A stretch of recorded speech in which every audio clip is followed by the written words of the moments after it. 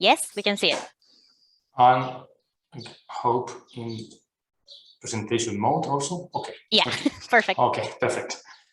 Okay, so good morning. My name is José Estaide from CEDEX in Madrid, Spain. I'm talking about on behalf also of my colleagues Stanislav Leonard and Bojan Slender from the University of Maribor. The topic of my presentation is aging and fatigue of critical infrastructure.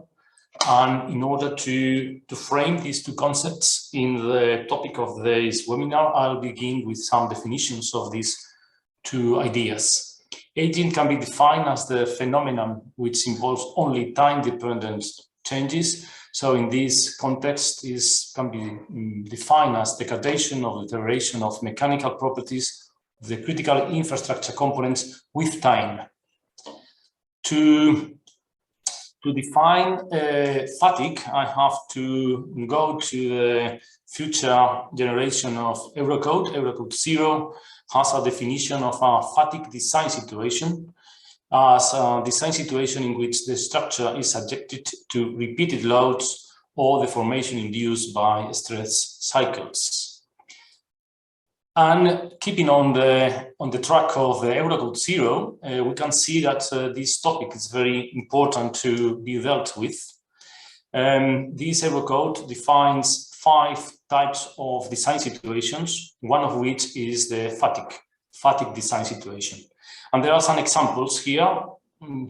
Fatigue due to traffic loads, I'm talking about later about this. Fatigue due to wind-induced vibration, something presented in some previous presentation, and also fatigue induced by machinery vibration. But going on the importance of the topic, not only are in the Eurocode 0 defined some design situations, but also the idea that the designer must verify the failure caused by fatigue. So again, this topic is very important and is realized in Eurocode 0 that the importance of the failure caused by fatigue.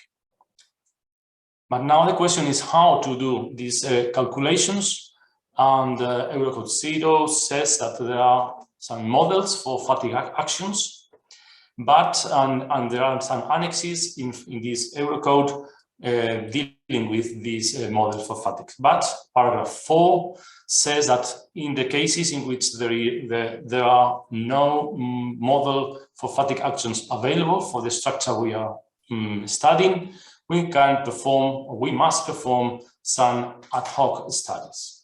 These ad hoc studies drive us to the performance of these accelerated live tests, in which we have to simulate the long-term behavior of the critical infrastructure with physical modeling to assess the reliability and safety. And here we go to our set of testing facility, this Geolab testing facility that has been explained in this webinar.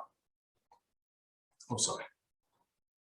I'm going to talk about 2 case studies to show you the capabilities of some of our testing facilities to deal with this topic of fatigue of materials. The first one is one test performed in our facility, CEDEX Trackbox, in which we model we test 1:1 scale model of railway infrastructures, and with different servo-hydraulic actuators, we can apply or simulate the railway traffic. In this context, we can make tests to measure the permanent settlement in the ballast layer. We obtain this kind of curves that we can model, can be modeled with an expression, with a parabolic expression, in terms of the number of load axle applications, in terms of the load, and in terms of the static stiffness of the track. But this permanent settlement in the ballast layer is due to the degradation of the ballast particles. In the first photograph, you can see a new ballast particle, and on the below photographs, you can see 2 examples of degraded ballast particles. you can see that there is a loss of friction, of roughness in the surface, and also the ballast particle is more rounded when this is degraded. These two phenomena, the loss of the more roundness and the loss of roughness, produces a loss of shear strength in the particle in the ballast layer, so it can produce potential problems of safety, and that's something that the critical infrastructure managers have to take into account. The second case study comes from the University of Maribor that runs a large-scale triaxial apparatus that can, in which it's possible to test geomaterials in triaxial mode, direct shear mode, simple shear mode, and also we can apply tests with principal stress rotations.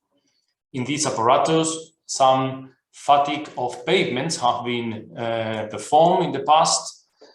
This apparatus allows to use simple shear, well, the apparatus in the simple shear mode to apply the loading with controlled principal stress axis rotation.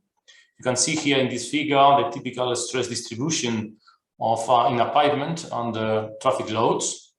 And with this equipment, we can perform some fatigue tests of pavements, and also that some fatigue crack criteria can be developed. The result of this type of test is that we can measure the route developed under the loading wheel at the end of the test, and also some measurements of the completion of its loads in order to evaluate the cumulative residual deformation of the pavement structure, as you can see here in this figure. So as a summary, aging and fatigue are two bullets very important to study according to what is set in Eurocode 0, for instance. To do so, we can perform some accelerated live tests when there is no model test available, and these accelerated live tests can be performed in our Geolab testing facility.